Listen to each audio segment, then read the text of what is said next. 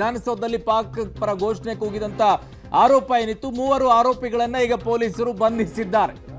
ಮೂವರು ಆರೋಪಿಗಳನ್ನ ಪಾಕ್ ಪರ ಘೋಷಣೆ ಕೂಗಿದಂತ ಆರೋಪದ ಮೇಲೆ ಬಂಧನವಾಗಿದೆ. ವಿಧಾನಸೌಧದಲ್ಲಿ ಪಾಕ್ ಪರವಾಗಿ ಘೋಷಣೆ ಕೂಗಿದಂತ ಆರೋಪ ಏನಿತ್ತು, ಮೂವರು ಆರೋಪಿಗಳನ್ನ ಈಗ ಪೊಲೀಸರು ಬಂಧಿಸಿದ್ದಾರೆ. ಪಾಕ್ ಜಿಂದಾಬಾದ್ ಅನ್ನುವಂತ ಘೋಷಣೆ ಕೂಗಿದ ಆರೋಪದ ಮೇಲೆ ಈಗ ಬಂಧನವಾಗಿದೆ. ವಿಧಾನಸೌಧದಲ್ಲಿ ಪಾಕ್ ಪರ ಘೋಷಣೆ ಕೂಗಿದಂತ ಆರೋಪದ ವಿಚಾರದಲ್ಲಿ ಮೂವರನ್ನ ಬಂಧಿಸಲಾಗಿದೆ. ಈ ಬಂಧನವಾಗಿರುವಂತ ವಿಚಾರಕ್ಕೆ ಈಗ ಅವತ್ತು ಘೋಷಣೆನೇ ಆಗಿಲ್ಲ. ನಾವು ಐಟಿ ಇಂದ ನಾವು ಒಂದಿಷ್ಟು ತನಿಖೆಯನ್ನ ಮಾಡಿಸ್ಕೊಂಡು ನಾನು ಕೂಡ ರಿಪೋರ್ಟ್ ತರಿಸ್ಕೊಂಡಿದ್ದೀನಿ ಅಂತ ಹೇಳಿದಂತ ಸಚಿವರುಗಳು ಏನು ಉತ್ತರವನ್ನ ಕೊಡ್ತಾರೆ?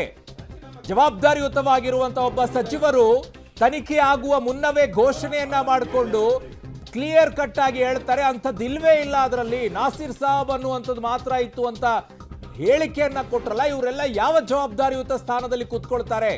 ಇವರನ್ನ ಸಚಿವರು ಅಂತ ಹೇಗೆ ಕರಿಬೇಕು? ಯಾರೋ ಆಲ್ತು ಪಾಲ್ತು ಲೀಡರ್ಸ್ಗಳೆಲ್ಲೋ ಹೇಳಿಕೆಯನ್ನ ಕೊಟ್ಟಿದ್ದಾರೆ, ಲೋಕಲ್ ಲೀಡರ್ಸ್ಗಳು ಅಂತಂದ್ರೆ ಬೇರೆ.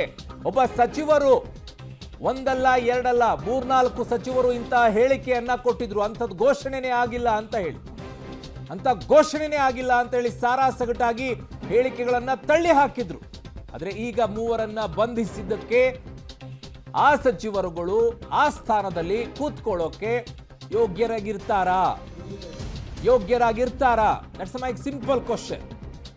ಜವಾಬ್ದಾರಿಯುತ ಸ್ಥಾನದಲ್ಲಿರುವಂತಹ ಸಚಿವರು ತನಿಖೆ ಆಗುವ ಮುನ್ನವೇ ಘೋಷಣೆಯನ್ನ ಕೂಗ್ಕೊಂಡು ಅದ್ಯಾವುದು ಕೂಡ ಅಂತ ಘೋಷಣೆನೇ ಇಲ್ಲ ಅಂತ ಹೇಳಿ ಸರ್ಟಿಫಿಕೇಟ್ ಅನ್ನ ಕೊಟ್ರಲ್ಲ ಸಚಿವರುಗಳು, ಅವರೆಲ್ಲ ಆ ಸ್ಥಾನದಲ್ಲಿ ಸಚಿವ ಸ್ಥಾನದಲ್ಲಿ ಕೂತ್ಕೊಳ್ಳೋಕೆ ಅರ್ಹತೆಯನ್ನ ಹೊಂದಿದಾರಾ, ಯೋಗ್ಯತೆಯನ್ನ ಹೊಂದಿದಾರಾ ಅನ್ನುವಂಥದ್ದು ನನ್ನ ಸಿಂಪಲ್ ಪ್ರಶ್ನೆ. ಕಾರಣ ಇನ್ಯಾವುದೋ ರಾಜಕೀಯ ಹೇಳಿಕೆಗಳಾಗಿದ್ದಿದ್ರೆ ನಾನು ಇಷ್ಟೊಂದು ತಲೆ ಕೆಡಿಸ್ಕೊಳ್ತಾ ಇರಲಿಲ್ಲ.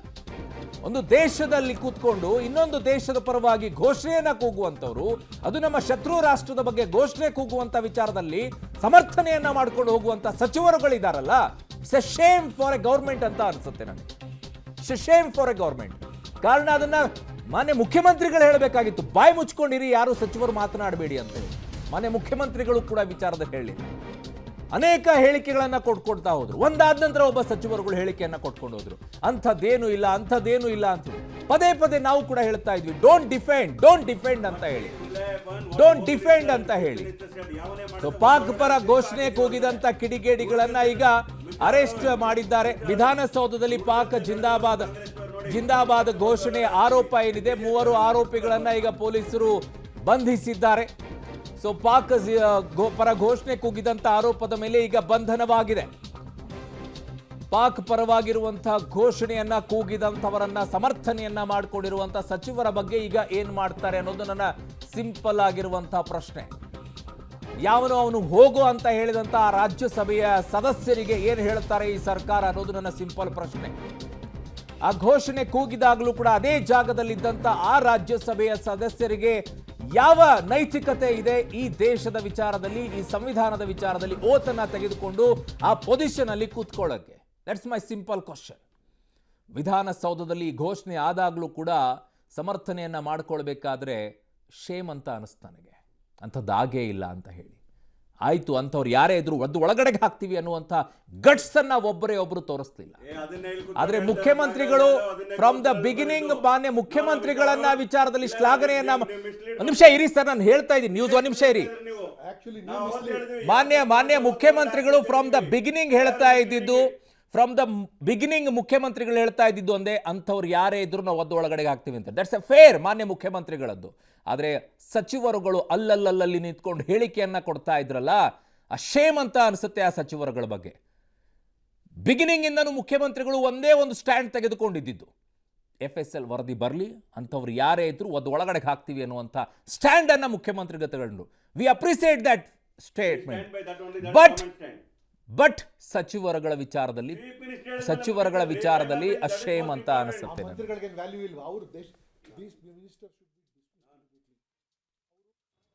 ವಿಧಾನಸೌಧದಲ್ಲಿ ಪಾಕ್ ಪರವಾಗಿ ಘೋಷಣೆ ಮಾಡಿದಂಥ ಆರೋಪದ ಅಡಿಯಲ್ಲಿ ಈಗ ಮೂವರನ್ನ ಈಗ ಬಂಧಿಸಿದ್ದಾರೆ ಪೊಲೀಸರು. FSL ವರದಿ ಬರದೇ ಇದ್ದಾಗ ಹಲವು ಅನುಮಾನಗಳಿಗೆ ಕಾಡ್ತಾ ಇದ್ದಿದ್ದು, ತಡ ಯಾಕೆ ಆಗ್ತಾ ಇದೆ ಅಂತ ಹೇಳಿ. ಅಂಥದ್ದು ಏನೂ ಇಲ್ಲ ಅಂತಂದಾಗ ಇನ್ನೊಂದು ಪ್ರಶ್ನೆ ಬಂತು ಆ ಸಂದರ್ಭದಲ್ಲಿ. ಏನೂ ಇಲ್ಲ ಅನ್ನೋದಾದರೆ ಯಾಕೆ ಕರೆದು ವಾಯ್ಸ್ ಟೆಸ್ಟನ್ನು ಮಾಡಿಸ್ತಾ ಇದ್ದಾರೆ ಹಲವರನ್ನ ಅಂತ ಹೇಳಿ.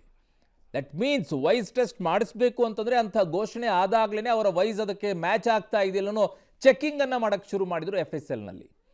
ಆದರೆ ಈಗ 3 ಅರೆಸ್ಟ್ ಮಾಡಿದ್ದಾರೆ. 3 ಆರೋಪಿಗಳನ್ನು ಈಗ ಪೊಲೀಸರು ಬಂಧಿಸಿದ್ದಾರೆ.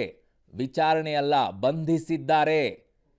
ಸೊ ಪಾಕ್ ಪರವಾಗಿ ಘೋಷಣೆ ಮಾಡಿರುವಂಥ ಆರೋಪ ಏನಿತ್ತು ಅದರಲ್ಲಿ ಈಗ 3 ಬಂಧನವಾಗಿದೆ.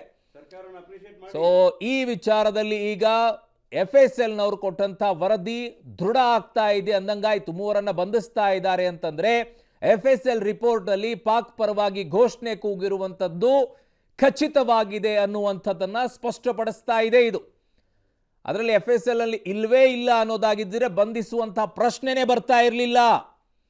ವಿಧಾನಸೌಧದ ಒಳಗಡೆಗೆ ಪಾಕ್ ಪರವಾಗಿ ಘೋಷಣೆ ಕೂಗಿರೋದು ಸಾಬೀತಾಗ್ತಾ ಇದೆ. ಇಟ್ಸ್ ಎ ಬಿಗ್ ಎಕ್ಸ್ಕ್ಲೂಸಿವ್ ಸುದ್ದಿ.